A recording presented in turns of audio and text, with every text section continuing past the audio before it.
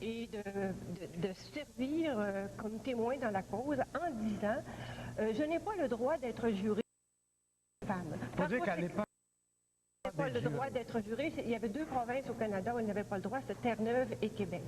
Et donc, elle avait dit, puisque je n'ai pas le droit d'être juré, je ne vois pas pourquoi on pourrait m'obliger à témoigner dans un procès. Le juge l'avait accusé d'outrage au tribunal et l'avait reporté pour avoir sa sentence un peu plus tard. Alors, la chose avait été sue et les femmes du Québec s'étaient mobilisées pour protester contre ça. Et entre autres, une cellule du Front de libération des femmes du Québec avait décidé de faire cette action. Et okay. Alors, donc, ça s'est passé le jour où Mme Balsier recevait sa sentence. Et le procès avait continué, le box des jurés s'était vidé, et à ce moment-là, le juge se préparait à lire la sentence, et les jeunes femmes qui étaient toutes ensemble dans la salle, elles étaient entrées séparément, là, pour pas qu'elles aient l'air organisées. Elles se sont levées en criant « discrimination », et elles se sont jetées dans le box des jurés en criant « la justice, c'est de la hum ». Vous êtes capable de finir les points de suspension? Bon. La ça finit par 2. C'est ça, c'est ça. Et puis, voilà, alors le juge a été tout à fait étonné et sur le champ, il les a condamnés à 1 mois de prison comme pour outrage au tribunal. Chacune? Chacune. Et à ce moment-là, l'une d'entre elles a dit « on nous viole encore ». Alors le juge a dit « 1 mois de plus pour vous ». C'était Marjolaine Péloquin. Qui étaient ces membres? On a dit que c'était des jeunes filles.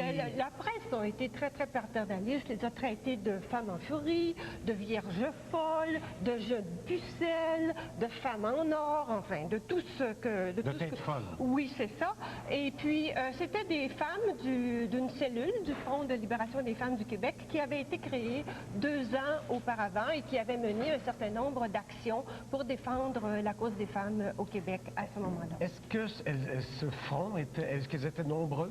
Est-ce que c'était plus jeune? C'est extrêmement difficile à savoir parce que ce Front de libération des femmes qui avait été créé à la suite de la manifestation contre le règlement anti-manifestation de 69, c'était divisé en cellules. Alors, il y avait une cellule pour les garderies, il y avait une cellule pour la lutte contre l'avortement, il y avait une cellule qui se disait la cellule X, qui faisait des actions choc. Alors, elles avaient occupé des tavernes, elles avaient distribué des petits collants québécoises de bout et elles avaient organisé cette action. Aucun lien. Elles ont fait 1 mois ou 2 mois de prison. Dans ce cas-là. Et aucun lien avec le Front de libération du Québec, le FLQ.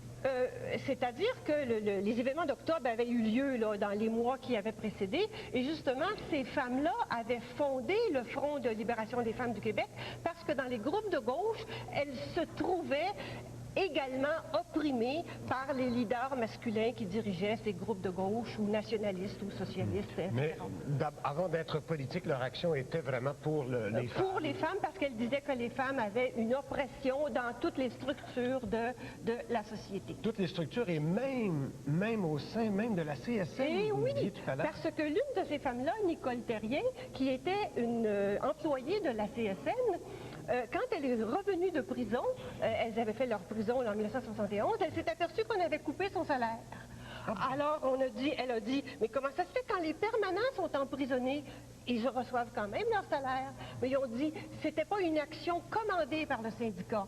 Alors, elle a posé un grief et elle a démontré que la revendication des femmes faisait partie des revendications de la CSN et qu'elle avait droit à son salaire et elle a gagné son grief.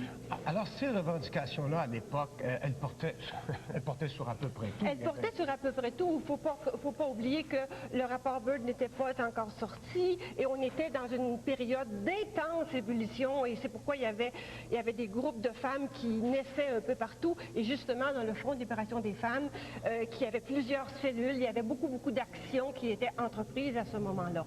Mais je dirais dans une organisation peut-être un peu difficile parce qu'elles essayaient d'avoir je dirais... Voix au chapitre? Non, elles essayaient d'avoir un comportement très, très révolutionnaire, de sorte qu'elles ne se connaissaient pas toutes d'une cellule à l'autre. Alors, ça faisait vraiment des problèmes d'organisation. Dites-moi, comment la population en général réagissait à ce type d'action-là, de commando choc? Est-ce que les gens, la population en général, appuyaient ou ils trouvaient que c'était trop exagéré, trop révolutionnaire? Je pense qu'effectivement, à la tribune libre de Pierre Pascot, il y avait beaucoup de gens qui avaient parlé parler en disant les femmes devraient rester dans leur cuisine, elles ne devraient pas manifester.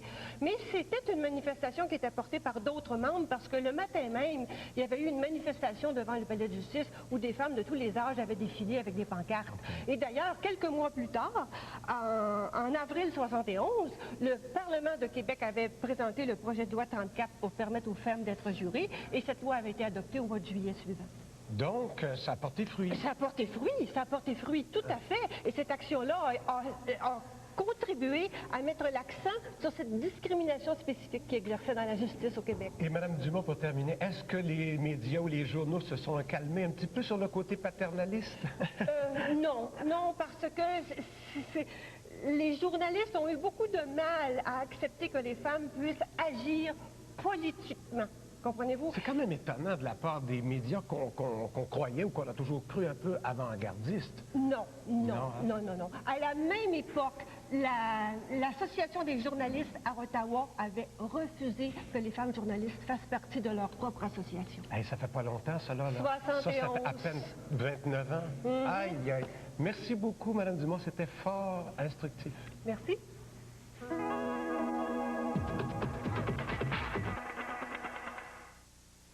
Eh bien oui, le féminisme dans ces années-là, c'était vraiment le sujet, pas seulement au Québec, partout en Occident. D'ailleurs, on va écouter le témoignage de quelques Françaises qui nous parlent de la condition féminine en 1967.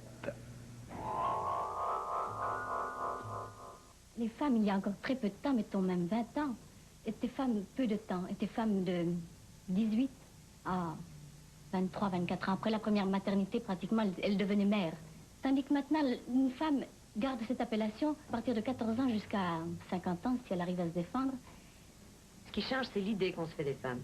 L'idée qu'elles se font d'elles-mêmes, et l'idée que les hommes se font d'elles-mêmes.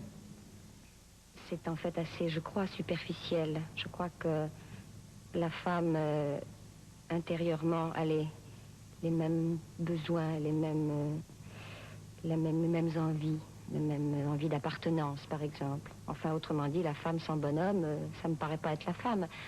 Il me semble que la nature humaine, depuis que nous la connaissons, n'a pas changé. Donc la femme n'a pas changé non plus. Elle pleure, elle est bonne, elle est cruelle comme avant, elle est ternie comme avant. Et je sais que la femme a énormément évolué. Et c'est pour ça qu'on l'appelle peut-être la femme nouvelle. La femme nouvelle, c'est moi. Ce que j'attends, c'est l'homme nouveau. Pas l'homme robot, pas l'homme de l'espace. J'ai l'impression que dans l'ensemble, les femmes deviennent plus fortes que les hommes. Et il y a une nostalgie de l'homme avec un grand H. Ah, moi, je dois vous dire que pour la première fois dans ma vie, j'ai trouvé des vrais hommes. Et ça, c'est des hommes du cirque. Je les adore. J'aime les mâles, je les préférerais habillés de plumes. Je crois qu'il n'y a que des prototypes. Pour la femme, l'homme, c'est la croix et la bannière, mais c'est quand même mieux quand c'est la bannière. Parler d'égalité de sexe me paraît naïf. Tant que la femme sait accoucher, pas question d'égalité. J'en rêve. Il faut abolir le racisme et décoloniser la femme. Le foyer, c'est une chose ronde, c'est une cellule, c'est une unité. Une vieillerie qui n'existe plus. J'en veux un quand même, sans petit bon magique. Le foyer d'un objectif, c'est le point où se croisent la réalité et son image. Bien, la définition reste valable pour le foyer conjugal. L'amour, c'est la poésie. Par exemple, Éluard. Je parle d'un jardin, je rêve, mais j'aime justement. Ouais. Bon, alors, vous voyez, le féminisme, le même combat aux États-Unis, en Europe, au Québec, mais qui ne s'exprimait pas de la même manière.